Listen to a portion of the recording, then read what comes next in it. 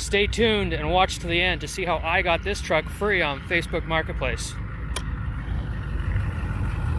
This is the truck we're starting out with. 1989 Ford F-250. Has a 460 and a C6 transmission. It was claimed to have a Cobra Jet 429, but the numbers don't match that. It is an early 70s 460, so that's pretty nice. Anyway, it's lifted. Right now it's just on rollers. Suspension lift front and rear. Doesn't have a body lift. It is still the twin traction beam front suspension. No Dana 60 on it. Of course, that wouldn't have been factory. But overall, it was probably a pretty nice truck back in its day. Let's take a look on the interior here. It has these nice step bars on it. But premium interior for its day, of course. This is still 1980s technology. Well, it's beginning of the 90s. Bucket seats with armrests. Center console. Had a fancy Kenwood deck and whatever you call this thing. I don't know. I'm not a big on stereo equipment. But anyway, all plumbed. Had some special speakers in the back. But we don't really care about that for a mud truck. We can haul extra people in the back, which is nice. Right around in style. Shitty thing about these grills is good luck sticking your finger in there to get to your hood release. We'll grab a screwdriver. I bet that's why this screwdriver's laying on the seat. The cost of being cool. Do this without destroying my finger.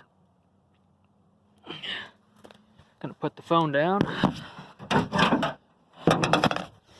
What a pain in the ass. Gotta get the screwdriver before it flies away. Alrighty, so under the hood, I have a trash bag on here. Of course, full of water. Lovely. Well, good thing I put that trash bag on there. When I bought this truck, this is how it sat. Actually, take this rag off of here. Oh, rags, well, you get the point. There was no rags over this intake. Guy took the carburetor off and let it set for several years. So hopefully this thing turns over and runs. This isn't junk. But we're going to pull it over to take a look at it. Does have some fancy Mallory ignition components. It's been converted over to carburation. Fuel pressure regulator and return lines there because it was factory EFI on this truck. Yeah, besides the engine, the transmission's been rebuilt. It's pretty basic up here. Really hope this thing runs. It'd suck if it doesn't, but yeah, there was no water in the intake, but the fact that it was empty like that was never really pleasing. Anyway, more walk around here. No tailgate, kind of sucks, but it does have a nice toolbox in the back, sliding rear window, trailer hitch, expired tags, good bumper. Yeah, so now we're going to hopefully get this thing running. Well, I see a body lift, so I take back the fact that it didn't have a body lift. It does have a body lift, 3-inch body lift, probably, I guess, 6-inch suspension, so probably 9 inches of lift on it. It had 38 1550s or something ridiculous. We have some 40s to put on it. But yeah, hopefully we can get this thing running. I got a 750 Holly to put on it. A guy gave me a 650 double pumper, but more flow is better, right? Anyway, I know the 750 works. I took it off my Bronco and did the EFI swap, so it'll be going back on there. The 650 probably needs rebuilt. So yeah, we'll first see if we can actually get this thing to turn over. I don't know if we can do that by... Of course, the clutch fan is actually working, so we can't just grab that, but hopefully it's not a boat anchor. Hopefully it'll run. If not, we'll still be fine. I'm going to check the oil here. And that one's alright here. It has oil, which is good, but it's extra full. It is right there. And it probably should be down there. Yeah, way down there, and it's up here. So that concerns me, because it could have water in the bottom and not showing up on the dipstick. But, you know, oil is floats on top of water, so if there's water got down that intake, it's going to settle in the bottom. So we're going to pull the oil pan, or not pull oil, but pull the drain plug and see what comes out. Alright, moment of truth here. Got the oil plug, well, broke loose with the ratchet, but we'll do a little more. I see oil dripping, so that's good. It's not water dripping.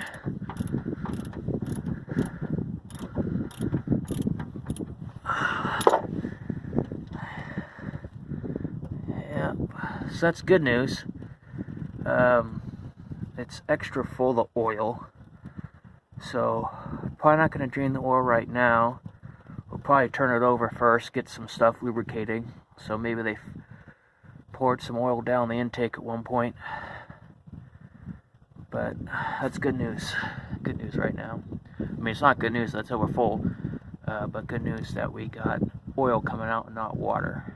Just got done pulling out the spark plug. Going to put some Marlboro Mist oil in. But check out this gem. See if it'll focus on it. Maybe. There we go. Look at that. That spark plug is toast. I don't even know how you would get it like that.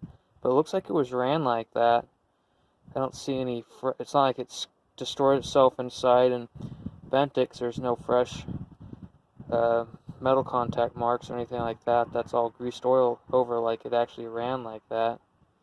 Busted porcelain. I mean, I guess it would actually make a spark. But how does that even happen? So I turned this over by hand earlier, did a full rotation, drained out the oil, put new oil in, and now I put a battery in here. I'm going to turn it over with the starter. Make sure to take that out so it doesn't suck it in. No keys on or anything, just going to jumper this. But it appears that the solenoid is bad. But if we do this,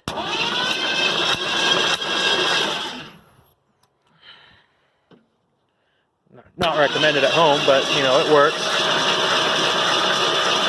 Yeah, look how well that thing spins over, like a dream. Of course, that's with no spark plugs in there, so that's the way we want it. Of course, we're squirting out some Marlboro Mist oil, but a nice free rotating engine is what we want. Pump some of them fluids around, but that's good. Getting it spun over there. So I got some new spark plugs. I'm going to put those in. I'm going to go fetch my carburetor that I have, put that on there, and we're not going to use the fuel in the tanks because I'm pretty sure it's 10 years old. The tags on this expired in 2010. The guy said he quit driving it because gas was too expensive. So it's probably 10-year-old gas in the tanks we have to drain out at another point. So anyway, we'll get it running with the gas can. So a little update here. Turn it over, check for spark with this. It has spark. Put on a carburetor that I know is good. And we set up this fuel pump to prime it up. Little gas can up there out of the way. So now we're going to crank her over and see if she fires up.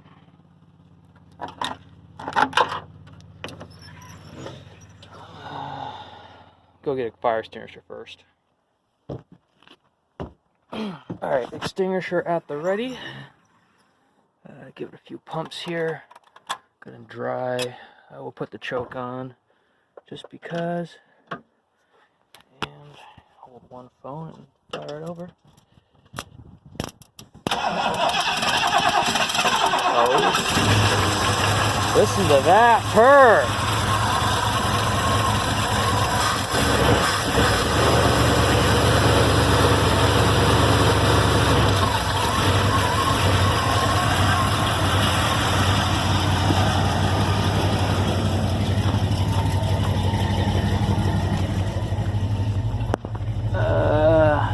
I assume those gauges don't work. Let's hope it has oil pressure. It's not ticking.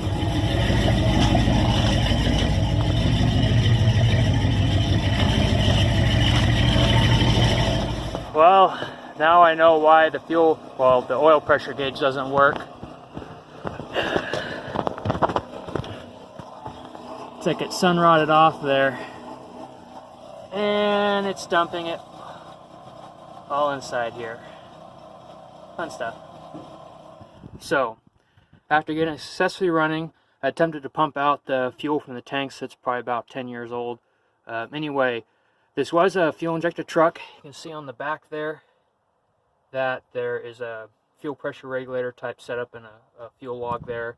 So it still has the high pressure pumps in it. This series of truck has a high pressure on the frame rail pump and then 2 low pressure pumps, 1 in each tank. Anyway, so I got a little bit of fuel out, then it stopped. I can hear the frame rail pump making noise, but I don't hear any noise out of the tanks. So I'm pretty sure that the tank pumps are bad. It's probably been sitting, got some rust in there, and they quit. So, instead of dropping the tanks, you're wondering probably why I'm back here on top of the bed. Well, we're going to cut an access hole on the top here. Why? Because it's a mud truck. And we don't really care about the bed. So we got this nice bed mat here to cover it up, so we'll go ahead and cut a hole.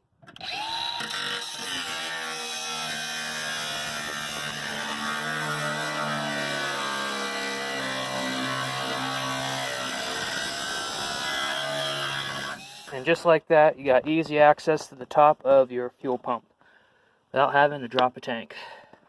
Later we'll just kind of turn that into a patch panel and fit it back over that. So we'll get this pulled out and see what we got to work with. Alright, first look. Any bets on what it's going to look like? My bet it's all rusty. Maybe get that.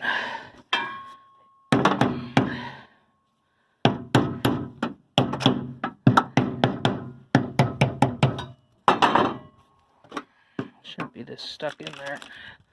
Like it's all rusty. I'm sitting so long. Oh yeah. You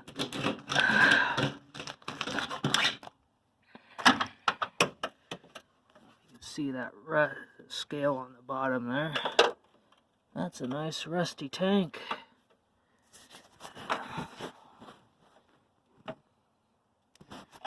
Alright, we'll see if we can. I got an extra fuel pump and an extra sender. We'll see if we can make something work here. Change of plans here. We're switching tanks. This one here is one out of the truck, and it's just too full of crap. I tried pumping out the shit, and it just filled up the fuel filters I had in line, clogged them up. That's just going to give me problems out in the field. So, have this other tank, a little bit dirtier on the outside, but it's clean on the inside. A little bit of dirt fell in, I'll get out. This one has a good pump and all that jazz, so we're going to swap that one in. Alright, so here's the truck all running and driving. I've done a few things since I last shot some video because I got caught up in actually working on it. We got the fuel tank in and got the fuel lines flushed. Pop the hood here. Once we got the fuel tank in, then we had some other leaks. There was a frame-mounted fuel filter thing down here on the side, so we switched that out. And then we went ahead and put a carburetor on it. Well, we had a carburetor on it before, but that's a homemade intake to keep all the mud out. Anyway, Holley 750 single pumper carburetor, tuned it to fit it. It was tuned down for a 351, but we had to jet it up a bit. What else did I do? I think that was, really doing the fuel lines and stuff was really what was it on underneath the hood here. Battery, did run some hoses. We installed a temperature sensor here, ran new oil pressure, hooked up a choke on it. Yeah, and then if you take a look down, I don't know if you'll be able to see it, but that lower radiator hose there, you see the part number, it's brand new. Of course, it was leaking on me, so I had to replace that. But that's not so bad. Kind of did an extension on, you can't really see it there, but the grill release, so we can actually get to it. Put some tow hooks out here so we can actually tow it or tow someone. Some flaps underneath to keep the mud from splashing up, and also on the side here, keep it from getting all muddy in there. And then clean up the interior a little bit. Got my power windows to work, so that's nice. Put a temperature gauge in there. It's kind of jerry-rigged, but it's good enough for me. Stereo doesn't work. That kind of sucks, but oh well.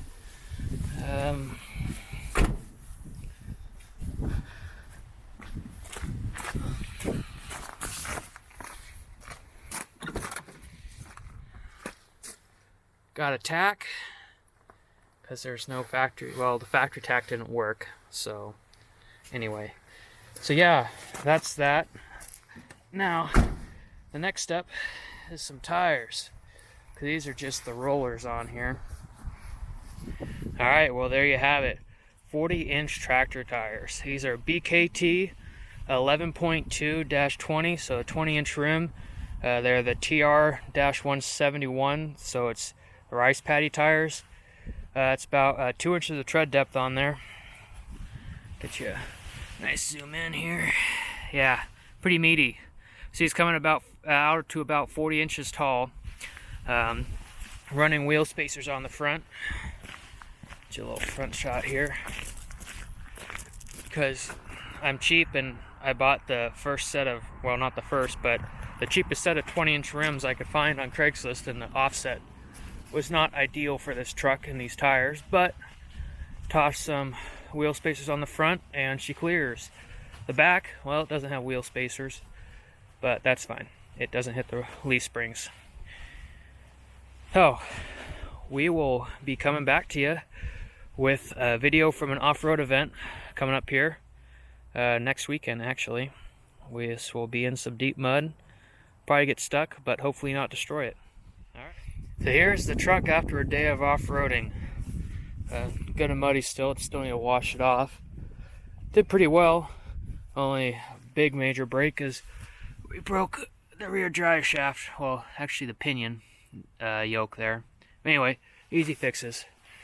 So, I know at the start of this video, I said I'd tell you how I got this truck for free. Anyway, so pretty much I actually did pay $1,000 for the truck. But with that being said, it came with a Dana 60 Super Duty axle in the bed that was supposed to, the guy said was going to swap into it. Well, those are different bolt patterns, so that wasn't going to happen. So I sold that, and also the tires that were on it, they're 38, 39.5 or something like that, 16 something. Those are kind of low on tread, so I sold those also.